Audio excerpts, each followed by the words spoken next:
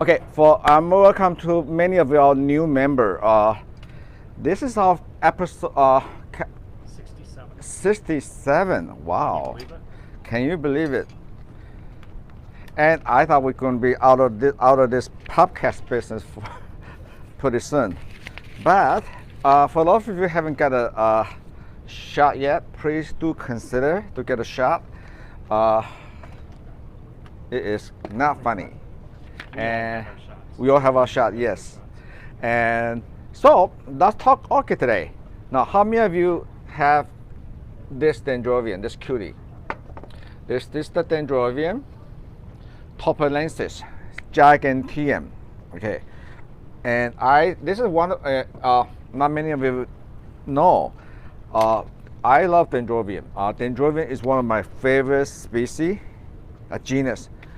Besides Phalaenopsis, there are 1,500, at least 1,200 Dendrobium species from tropical Asia, subtropical Asia, all the way down to New Guinea, Australia too. So it's very, very diverse group. And being in Southern California, this is the group that we do have advantages versus many other regions of the country.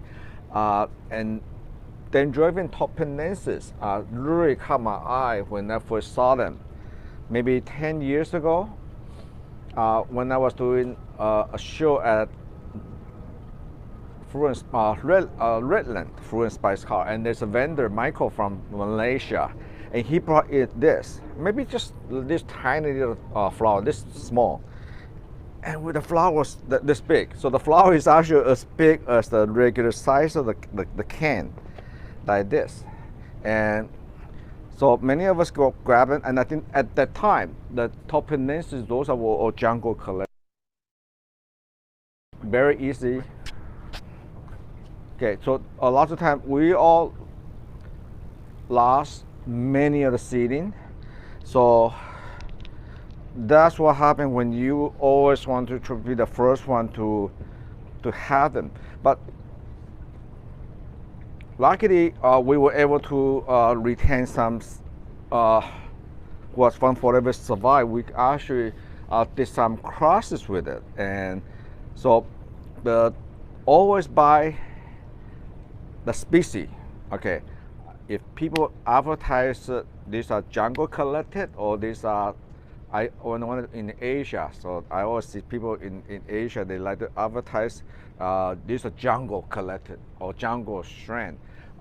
Stay away from those, because many of us learn our lesson. When they're out of jungle, it's going to take a long time for you to establish to their native habitat, versus when you raise a seedling from seed. So they are used to the temperature in our environment versus their native country of Malaysia. You know, I said myself never been to Malaysia before, but I'm sure it's very hot and tropic. But the species is actually not from the lowland of Malaysia. It's actually from a little bit from the higher elevation. So they do, even though they're from Malaysia, so don't treat them just like a subtropical. Do not put them in the steam room. You know, they do. What I have learned about this Dendrobium tobaense, always do not overpot them. Okay, usually about 2.5 inch pot. And I'm going to show you how we grow this.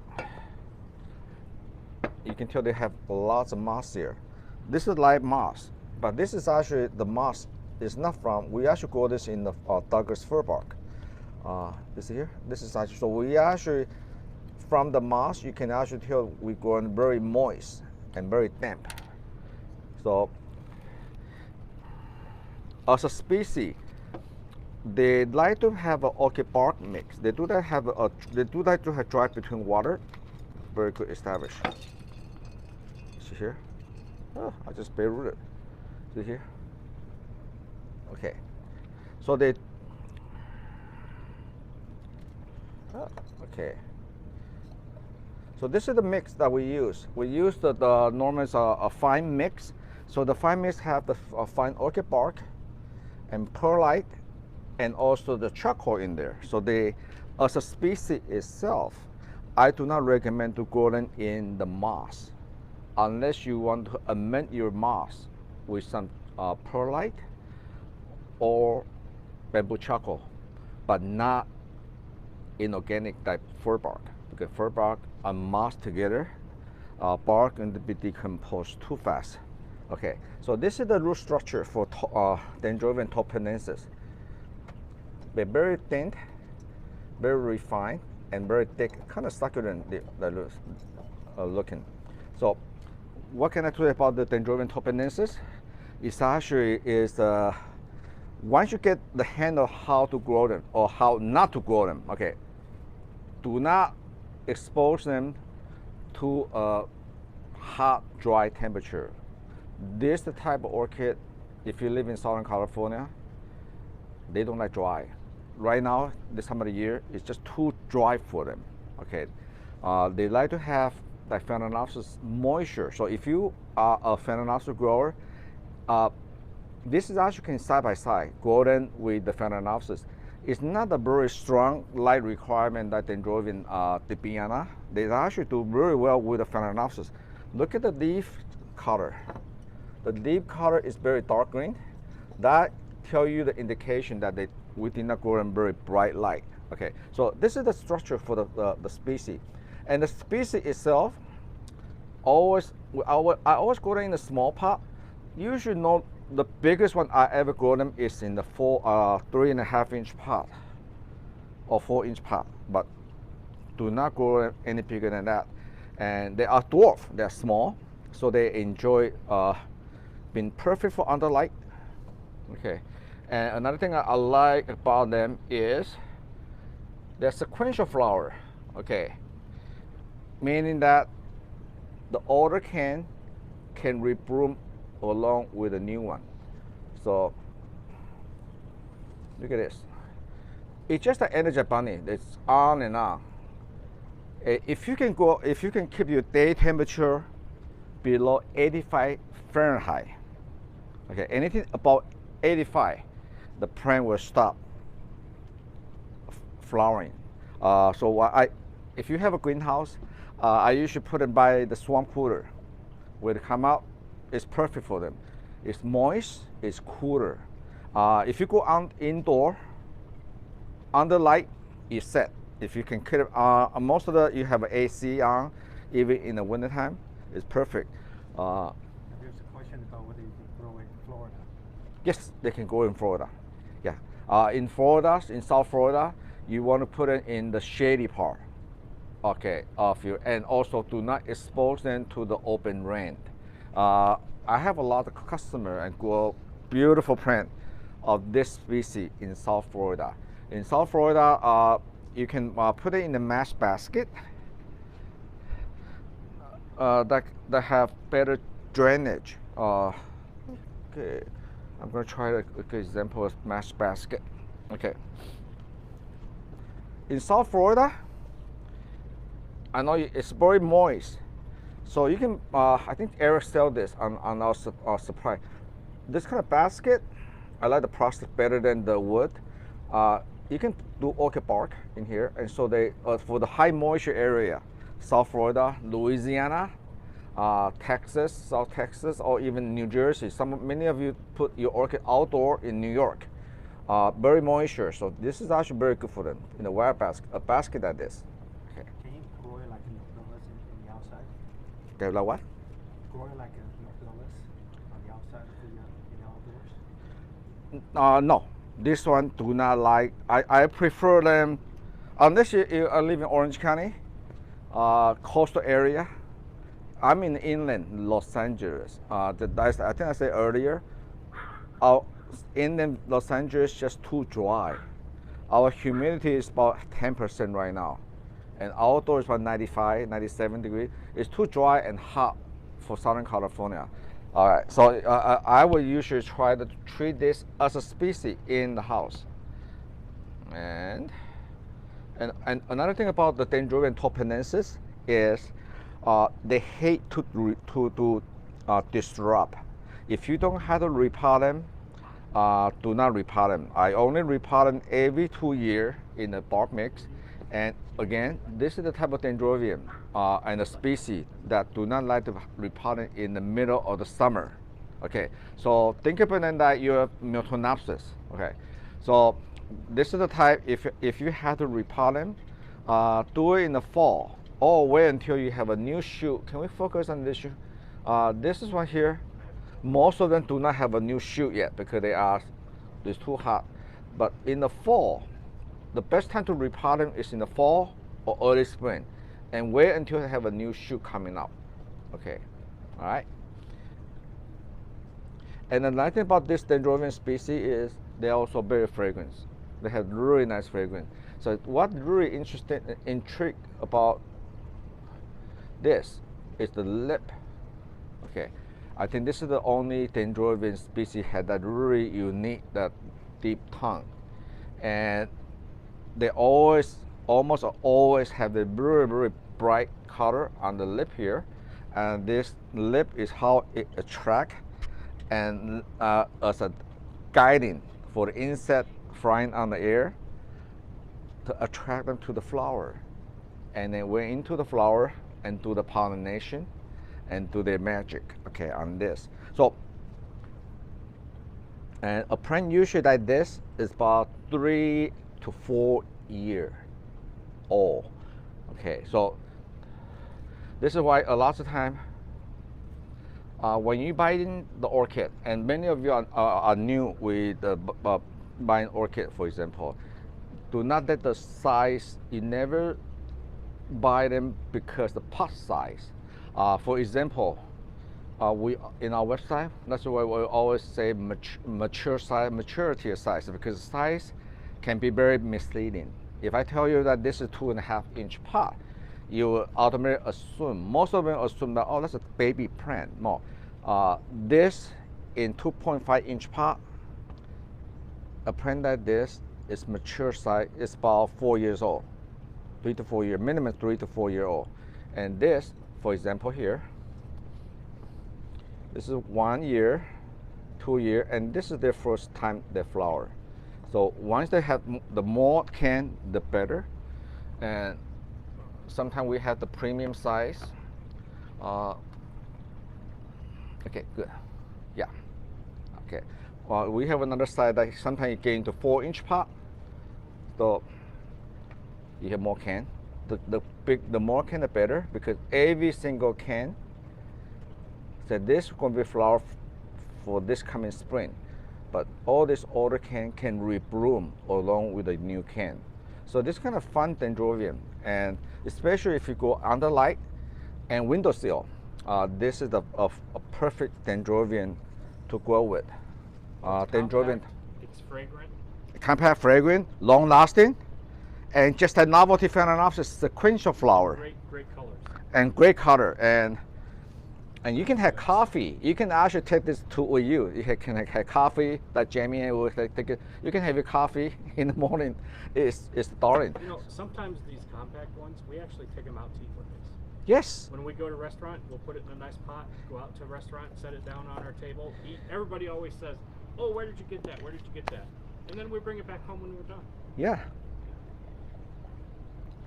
So imagine about 10 years ago, we purchased a tiny little seedling like this. When it first out of Malaysia, we paid like $50.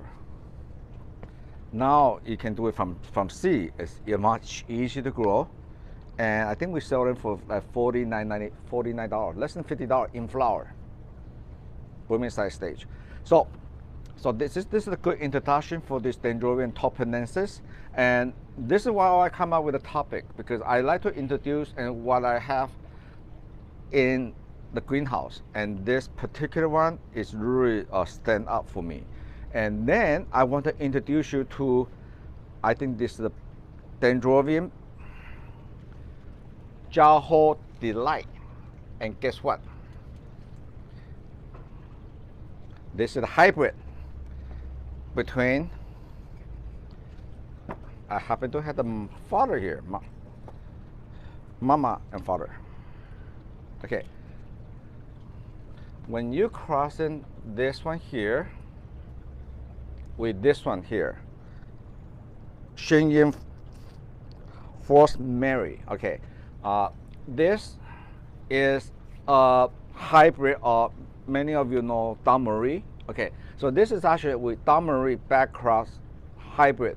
What interesting is the lip. This is actually very famous, all hybrid, and do not mind the yellow leaf. This is actually going to fall off, and they're going to age. They're going to drop off pretty soon. But this is the mother plant. So when you cross this one and this together, it gives you this. And this hybrid is called Dendrobium Jaho Delight. And what's nice about this Dendrobium Jaho Delight, can we focus on this one here? Okay. Okay. This one actually make my good friend Jaho Orchid. Remember we have Phalaenopsis Jaho Berry. Jaho Huang is a fabulous hybridizer, and it's very, very smart of him to do this cross. And this is actually, we've been cloning a lot. I like to put this one with Dendrobium boloculum, which is another micro mini species, but this is fun. This one has received a award of quality. Okay, so he's using this one as a pup parent to carry a seed pod, and tobaense as a pollen parent. Okay, so what happened is, as a result, and this is the first bloom seeding. I'm going to show you. All these are much older plant. So this is the first bloom seeding of the Dendrobium Jaho Delight. You see here? This is Jaho Delight. Because they're from sea, so they actually, what he was looking for is to cut down the size of the plant, and you can achieve that. So what happened, when we do have a population of seeding, depend on what you're looking for. I select this bigger plant because I think I like the height, I like the flower count, but we also select another population of seeding that this is actually more resemble of the tobaense height. So this is the group will be more suitable for under light. Okay, and all this, I'm gonna give this as an example. Okay, so between this about but for Jaho Delight, the choice of the moss for myself is with the moss now. Okay, and I will explain that to you later. And again, this is some of the older can. This is natural. A lot of people, if you see yellow leaf, don't be alert. You can just pinch them off. Okay, this is older can. You can pinch off this. Okay, they can flower for a long time. You see here, you can just pinch off the leaf, older leaf. It's very natural for the older leaf to have yellow or spot, but they're not disease. It's actually, especially if you don't spray a lot. We don't spray fungicide, hardcore fungicide, but we just use 5 cents once a month, and that's enough. And one thing about this type of Dendrobium, especially the hybrid tobaense, I know many of you have mite problem on Phalaenopsis, right? This type of Dendrobium, mite, minibud, never bothers them. You know why? Jeff, can you focus on here? They have hair. All this hair here, insect, aphid, just do not like this at all. See all this little hair here? This is nice about this kind of Dendrobium. They do have the little hair, and this is what the Formosa type. And the underside of the leaf is kind of leathering, so mite or drip hate them. It's too chewy for them to suck. They usually go after the softer leaf, more succulent than Phalaenopsis. So as far as this type of concern, we rarely, if you don't have to spray any fungicide or pesticide, this is actually very, very user friendly. And we also do a trial them. This is this one I just put outdoor. This one is actually going outside, go and flower outdoor in Southern California. And Andrew Chen in Hollywood. Andrew, you can go this outdoor. So a hybrid itself, because they're from tobaense, you can grow this and treat it like Cymbidium. So the hybrid of tobaense onto the Donmarie type of this one here. Okay, so this is why you start see the lip here.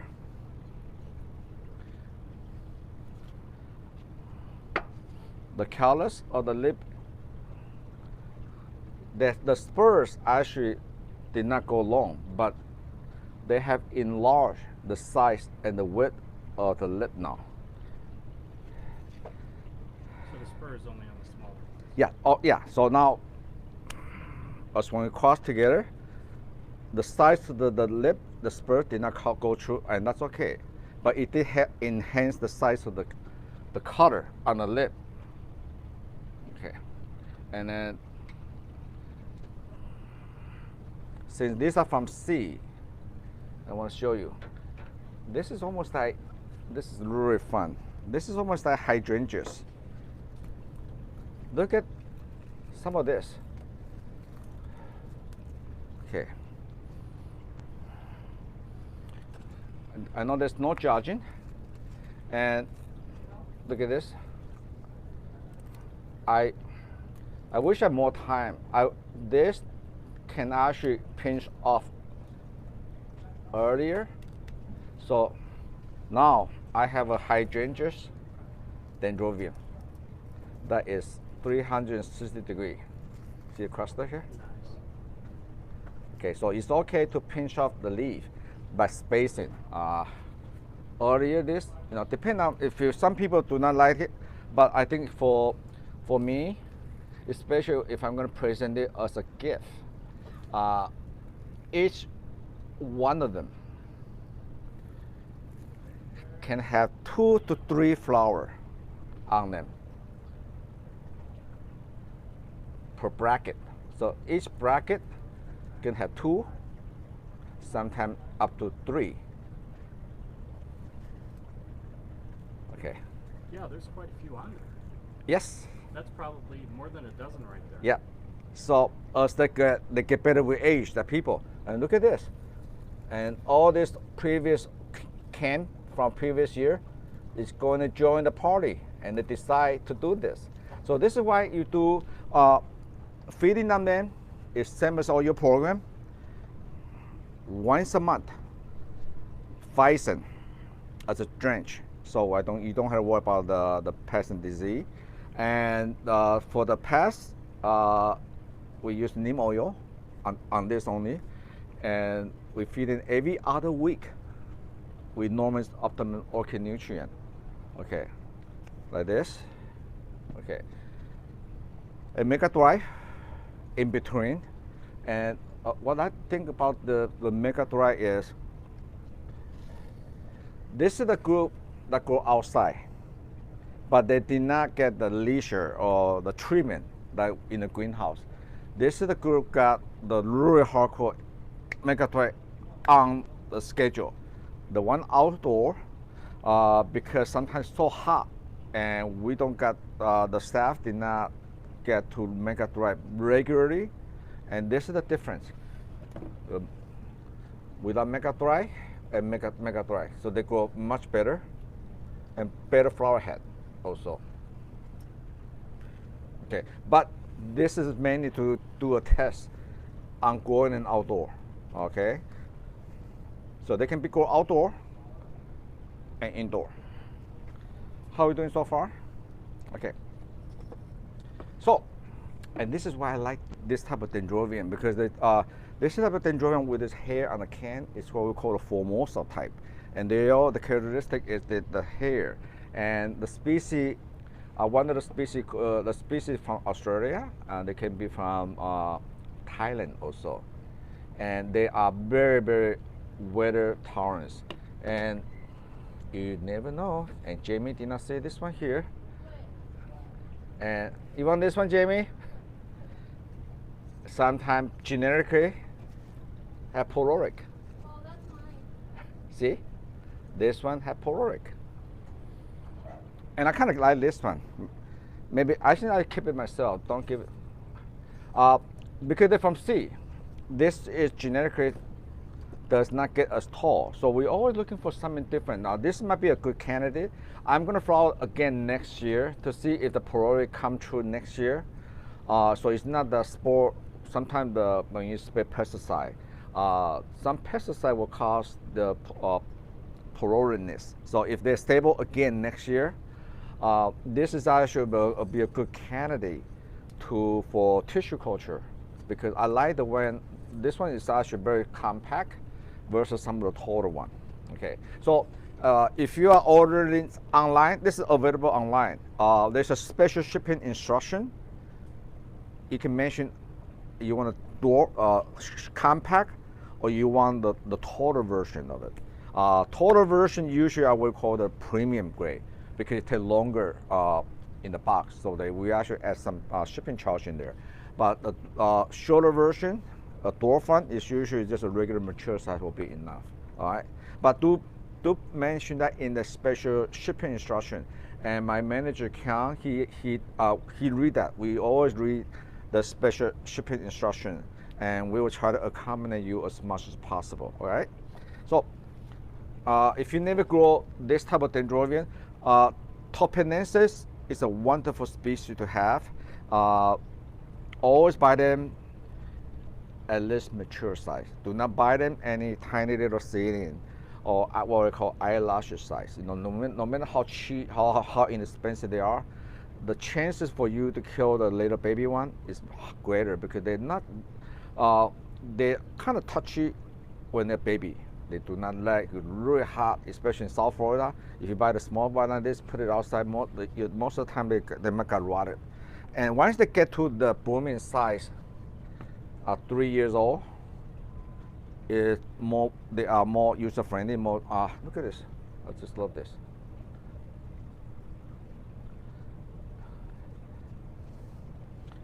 Sequential flower. This is from previous flower. Okay.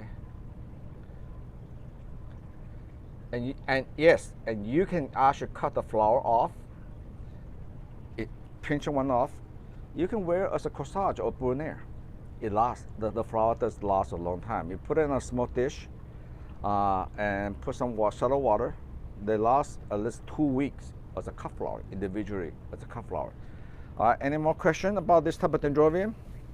Okay, this is actually nice. It has striping and everything going through. no. If you look at the detail, the detail is just. This is the type of species. I do not like to do a lot of hybrid on some species, but we do make some primary hybrid because we want to take some good characteristic. In this case, it's dwarf, long lasting, onto the Dendrobium type, and every Dendrobium type is very proven grower, and so we want to keep it, increase the flower count. Dendrobium type, the flower is smaller, and they do not have this big cluster like this. And look at it. Oops. Oh no, I can. This is good for shipping, by the way. It ship well. I just dropped on. Okay, again. Now I just got to put in there. That was intentional. Okay. And I said, oh my God. yes, and we actually we're trying to develop this as a gift item, and we do have a gift department, and we always looking for something different than phalaenopsis for gift, and this item is a fun one to try. We actually send one to New York. We did it in middle of the winter in November, and it got lost, and because of the big snowstorm, heat pad was exhausted, and we were expecting maybe the flower all wilted. They were in the box for 1 week, total darkness.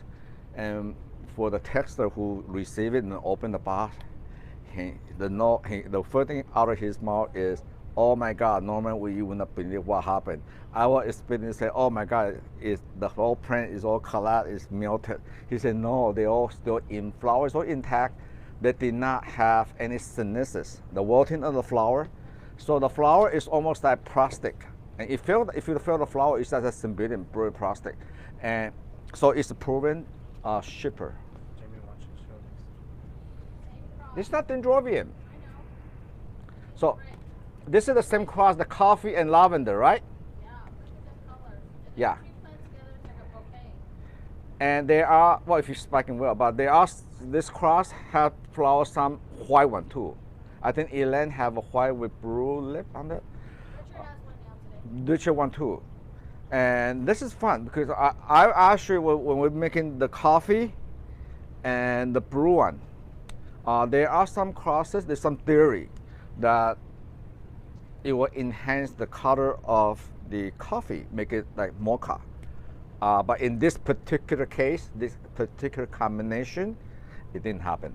But to my surprise, but there are some beautiful white and blue out of it. And so we keep trying. But this is the fun of growing. But one thing about this strand is, many of you got it before, there's lots of 3 spikes as the first bloom. So this is why I'm working on this. I'm plugging in on a symposium.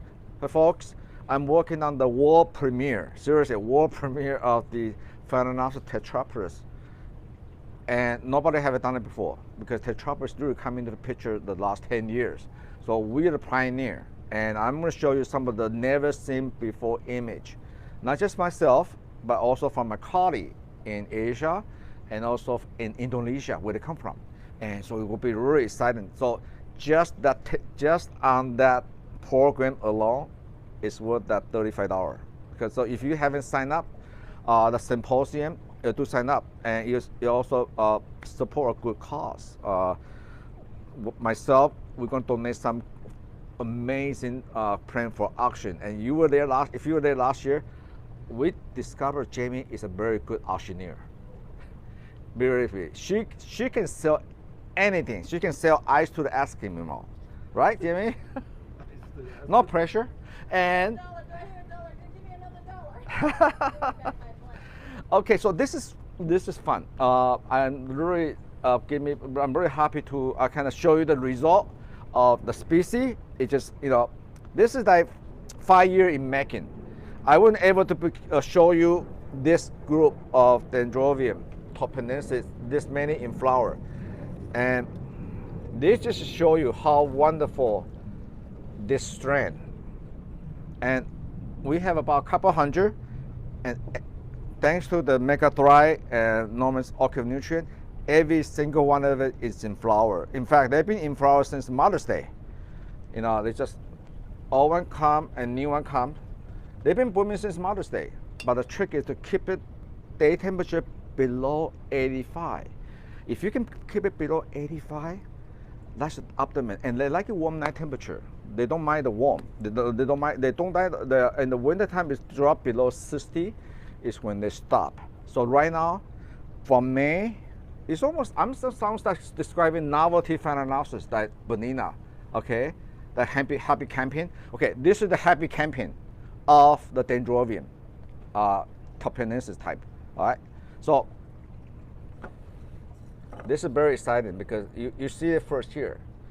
Dendrobium tobaense and the best of the tobaense hybrid called Jaho Delight. All right, and you can grow it outdoor like this, grow it in a greenhouse. And since they come from seed, they have all kinds of height, and some of them resemble one of the pup parent tall.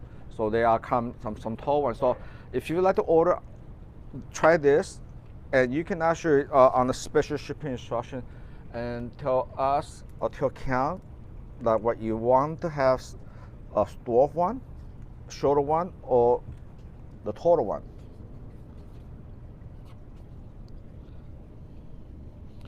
And this is the 2565 is the number.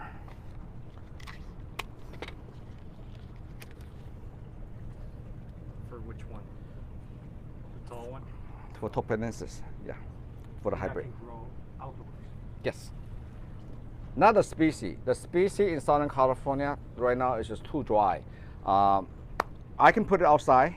They can take some cold. If a night outside day temperature is below 85 and 45 minimum, I can be out. I can put it outdoor. In fact, a lot of time I put this outdoor, kind of reverse. Summertime I don't put this outside, but when it comes into the fall season, because I put it outdoor for 2 months, that's when the fall in Southern California is going down below 65 at night, and the humidity went up. So in that 2 months period, it's perfect for them. I can have a shock. I can have a cold treatment, so to speak, and that's how I can get an early spiking. You can do that on this hybrid too. You can get an early start. You can do that on the Phalaenopsis too. In the fall, if you have Phalaenopsis, maybe in the house is too warm, did not have the temperature differentiation, put it outside for a couple months, at least 2-3 weeks, and then put it inside. The change of temperature at night will stimulate the flower. All right. So this is kind of fun, and if you, I hope you try some of this Dendrobium, because just for the lasting quality, it's just amazing, and the fragrance too. Okay. So I